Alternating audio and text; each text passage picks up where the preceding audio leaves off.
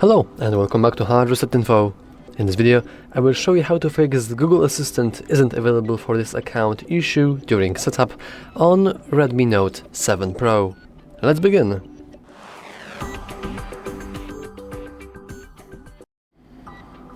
Now you will notice that personally I do not have this bug right now, but I'm guessing that since you search for it you probably know how it looks. But it doesn't really stop me from saying how could you possibly fix that. Now, the reason I don't really have it on my screen right now is because it's extremely rare, and usually it's related to older devices and their ability to just screw up some Google services, which causes them to no longer work. So how can you get around with it?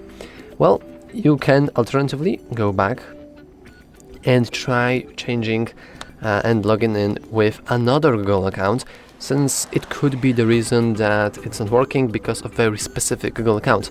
However, if this doesn't work, then this means this is a global issue with your phone. So, in order to proceed with the setup, you can just go back. I mean, you could go with skip here, technically speaking, but even better, you can go all the way back through the setup. And you want to simply go into your Wi-Fi network, forget it, and now press skip. With that, we can just continue with our setup, and we'll skip installing and logging in with Google entirely, letting us go and continue the setup as usual. And as you can see, we can even finish it, and only later we can start playing around with adding a Google account after setup is complete. Anyway, that's all for this video. If you found it useful, make sure to leave a like, subscribe, and as always, thanks for watching.